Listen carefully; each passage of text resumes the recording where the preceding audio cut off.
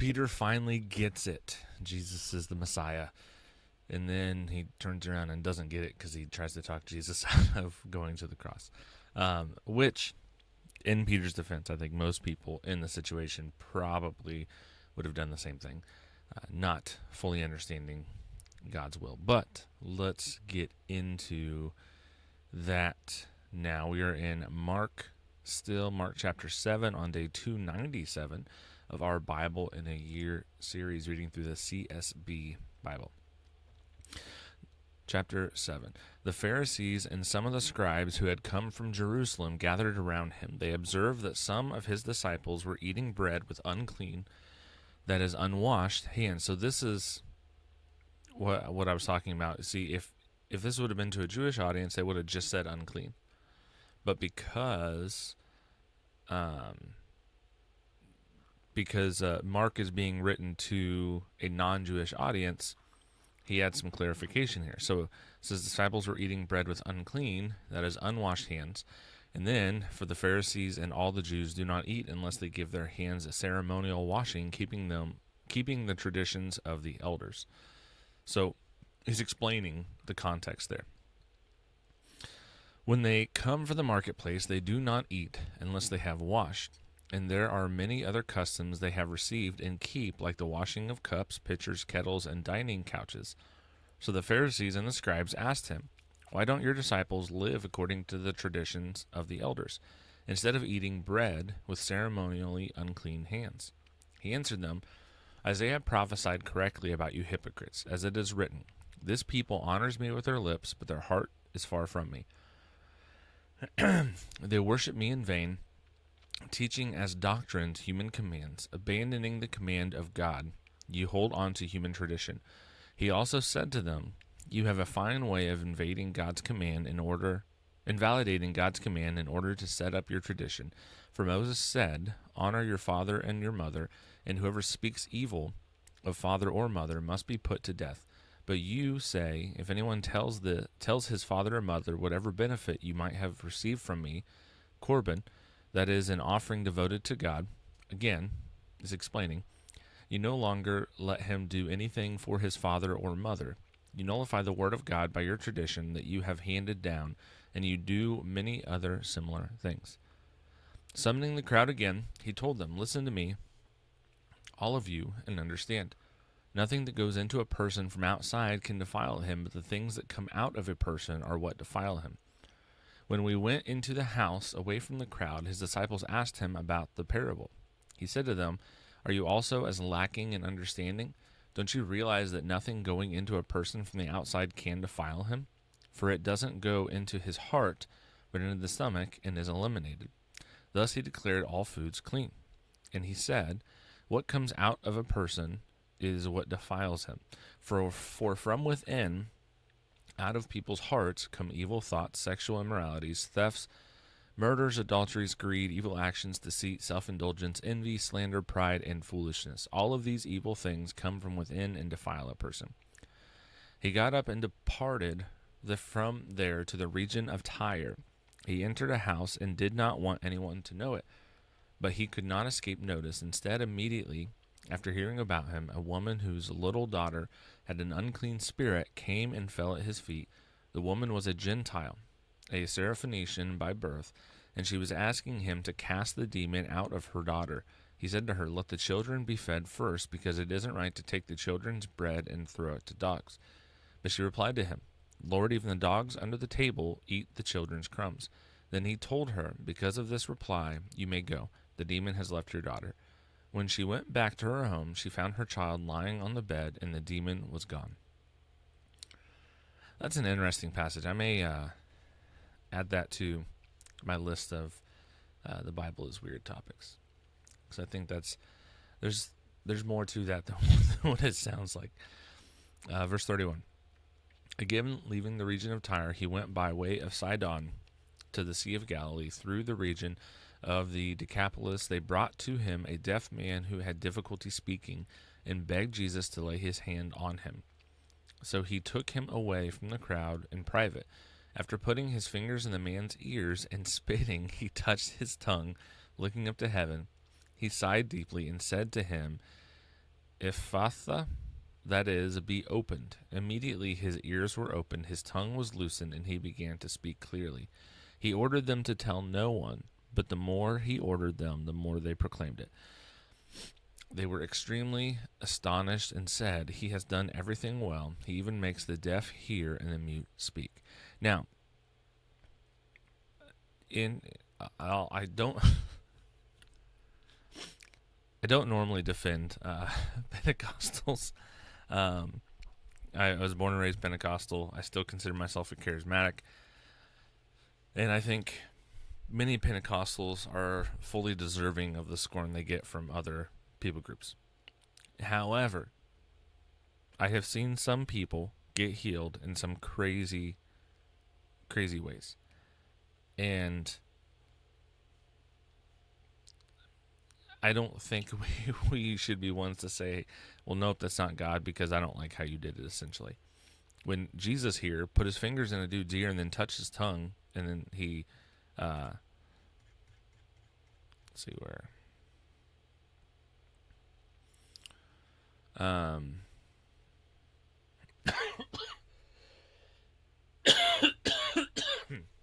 excuse me, he, after putting his fingers in the man's ears and spitting, he touched his tongue.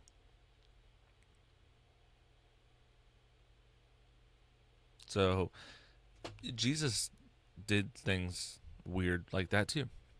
I think I do think they can go over the top sometimes, a lot of times, and I think there can be a lot of excessive stuff that doesn't need to be done. But I also think that sometimes God may work in strange ways for God's own reasons, and we may not always know what that is.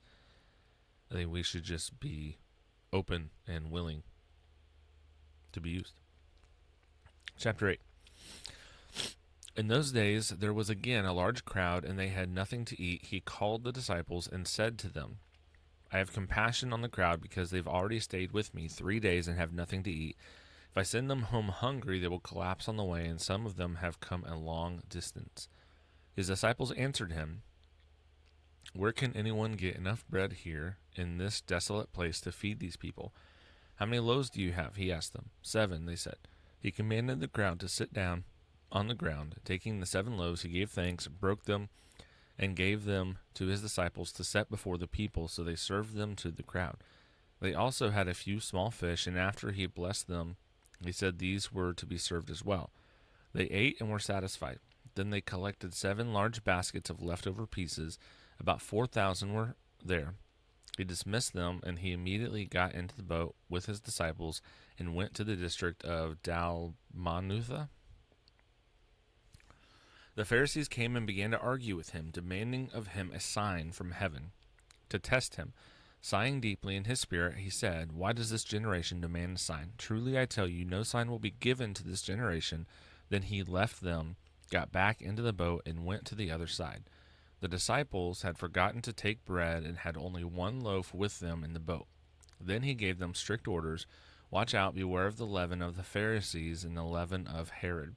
They were discussing among themselves that they did not have any bread. Aware of this, he said to them, "Why are you discussing the fact you have no bread? Don't you understand or comprehend? Do you have hardened hearts? Do you have eyes and not see? Do you have ears and not hear? And do you not remember when I broke the 5 loaves for the 5,000? How many baskets full of leftovers did you collect?" 12, they told him. "When I broke the 7 loaves for the 4,000, how many baskets full of pieces did you collect?" 7, they said. And he said to them, "Don't you understand yet?" They came to Bethsaida. They brought a blind man to him and begged him to touch him.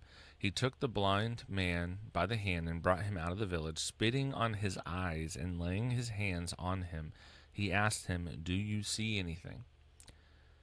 He looked up and said, "I see people. They look like trees walking." Again, Jesus placed his hand on the man's eyes. The man looked intently, and his sight was restored, and he saw everything clearly. Then he sent him home, saying, "Don't even go into the village." Now again, this is, I think, in the talking about healing, even Jesus here, when he did what he was supposed to do, and the man could not completely see. And so then Jesus prayed again, touched his eyes, and then he got his full healing. So do you think it can come in stages too? I've seen people say, complain about that. People specifically complaining that with healing stuff. But verse 27, Jesus went out to his disciples to the villages of Caesarea Philippi, and on the road he asked his disciples, "Who do people say that I am?" They answered him, "John the Baptist, others Elijah, still others one of the prophets. But you," he asked them, "who do you say that I am?" Peter answered him, "You are the Messiah," and he strictly warned them to tell no one about him. Then he began to touch them. Really quickly, I didn't notice this before. So again, Mark's gospel is the testament of Peter.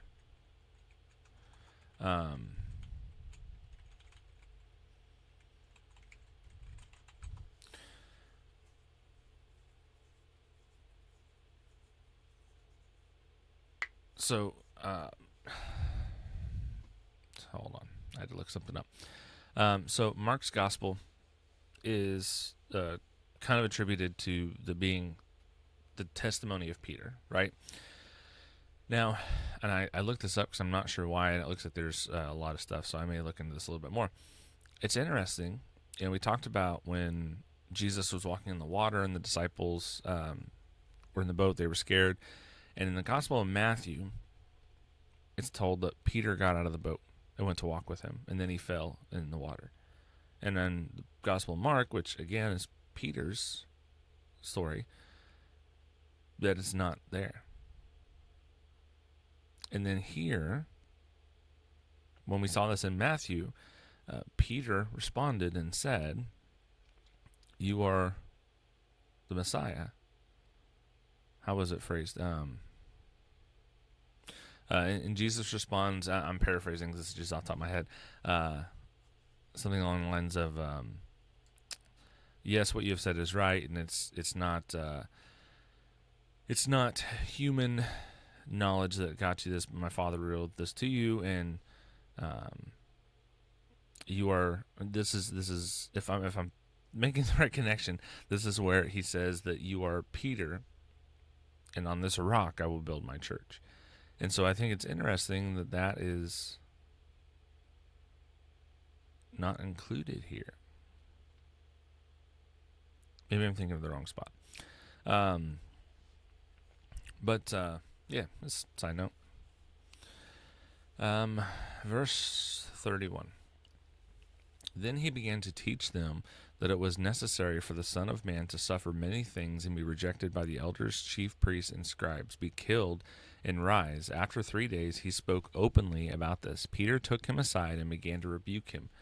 But turning around and looking at his disciples, he rebuked Peter and said, "Get behind me, Satan. You are not thinking about God's concerns, but human concerns."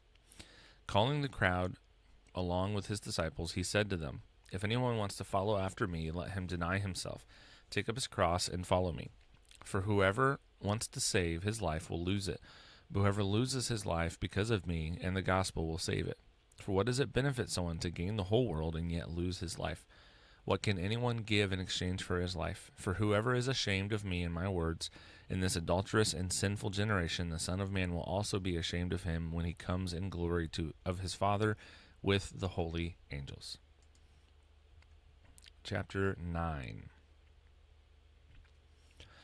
Then he said to them, "Truly I tell you, there are some standing here who will not taste death until they see the kingdom of God come in power." After 6 days, Jesus took Peter, James, and John and led them up a high mountain by themselves to be alone. He was transfigured in front of them, and his clothes became dazzling, extremely white, as no launderer on earth could whiten them. Elijah appeared to them with Moses, and they were talking with Jesus. Peter said to Jesus, "Rabbi," Peter said to Jesus, "Rabbi, it's good for us to be here. Let's set up 3 shelters, one for you, one for Moses, and one for Elijah," because he did not know what to say, since they were terrified. A cloud appeared, overshadowing them, and a voice came from the cloud, "This is my beloved Son. Listen to him." Suddenly, looking around, they no longer saw anyone with them except Jesus. As they were coming down the mountain, he ordered them to tell no one what they had seen. Until the Son of Man had risen from the dead, they kept this word to themselves, questioning what rising from the dead meant. Then they asked him, "Why do the scribes say that Elijah must come first?" "Elijah does come first and restores all things," he replied. "Why then is it written that the Son of Man must suffer many things and be treated with contempt? But I tell you that Elijah has come, and they did whatever they pleased to him, just as it is written about him." When they came to the disciples, they saw a large crowd around them and scribes disputing with them. When the whole crowd saw him, they were amazed and ran to greet him. He asked them, "What are you arguing with him about?" Someone from the crowd answered him, "Teacher, I brought my son to you. He has a spirit that makes him unable to speak. Whenever it seizes him, it throws him down, and he foams at the mouth, grinds his teeth, and becomes rigid. I asked your disciples to drive it out, but they couldn't." He replied to them, "You unbelieving generation, how long will I be with you? How long must I put up with you? Bring him to me." So they brought the boy to him. When the spirit saw him, it immediately threw the boy into convulsions. He fell to the ground and rolled around, foaming at the mouth. "How long has this been happening to him?" Jesus asked his father. "From childhood," he said, "and many times it has thrown him into the fire or water to destroy him. But if you can do anything, have compassion on us and help us." Jesus said to him, "If you can, everything is possible for the one who believes." Immediately the father of the boy cried out, "I do believe, help my unbelief." When Jesus saw that a crowd was quickly gathering, he rebuked the unclean spirit, saying to it, "You mute and deaf spirit, I command you, come out of him and never enter him again." Then it came out, shrieking and throwing him into terrible convulsions. The boy became like a corpse, so that many said, "He's dead." But Jesus, taking him by the hand, raised him, and he stood up. After he had gone into the house, his disciples asked him privately, "Why couldn't we drive it out?" And he told them, "This kind can come out by nothing but prayer." Verse 3. Then they left that place and made their way through Galilee. But he did not want anyone to know it, for he was teaching his disciples and telling them, "The Son of Man is going to be betrayed into the hands of men. They will kill him, and after he is killed, he will rise 3 days later." But they did not understand the statement, and they were afraid to ask him. They came to Capernaum.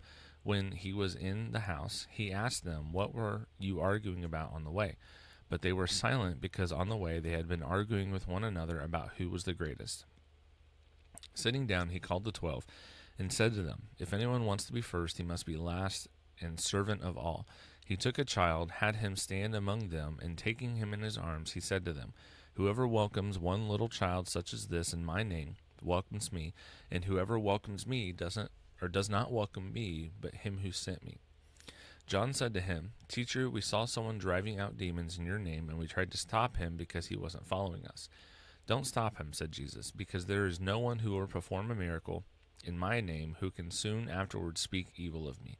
For whoever is not against us is for us, and whoever gives you a cup of water to drink in my name because you belong to Christ, truly I tell you, he will never lose his reward. But whoever causes one of these little ones who believe in me to fall away, it would be better for him if a heavy millstone were hung around his neck and he were thrown into the sea.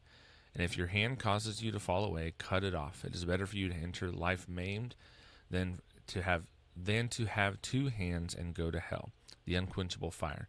And if your foot causes you to fall away, cut it off. It is better for you to enter life lame than to have 2 feet and be thrown into hell. And if your eye causes you to fall away, gouge it out. It is better for you to enter the kingdom of God with 1 eye than to have 2 eyes and be thrown into hell, where their worm does not die and the fire is not quenched. For everyone will be salted with fire. Salt is good, but if salt should lose its flavor, how can you season it? Have salt among yourselves and be at peace with one another. And that is it for our reading for today. But we have questions still. So questions. And there's you might see me pause throughout. There's parts where I'm trying to decide what I want to bring up and include. because there are several things, but I'm also trying to keep in mind time. And many of these chapters in the Gospels, especially, are longer. So, question 1: why do you think Jesus chose to reveal his identity gradually instead of declaring it openly from the start? I'm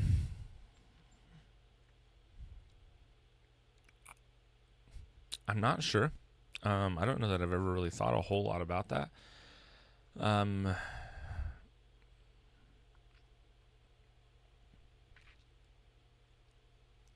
I guess, I suppose doing it gradually made way for people to react the way that they did, so that the ultimate outcome could be Jesus getting to the cross and salvation through that. Whereas if he just declaring it openly from the start, he may not have had that same effect. There may have been something different that happened there, something different that caused some type of an issue. But yeah, I'm not 100% positive. I don't know that I've ever really thought of that. Question 2: how does Peter's confession and Jesus' correction show us that understanding who Jesus is also means understanding the cross? Hold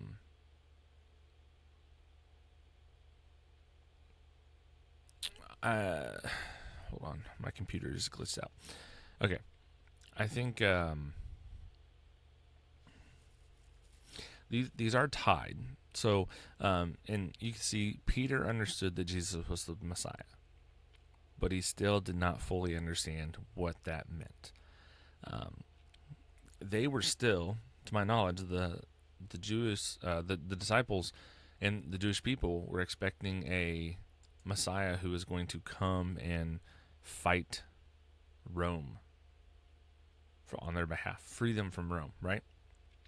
So the idea that Jesus was going to go to the cross made no sense whatsoever to them. They didn't understand that. And also take into account when Jesus tells them to pick up their cross,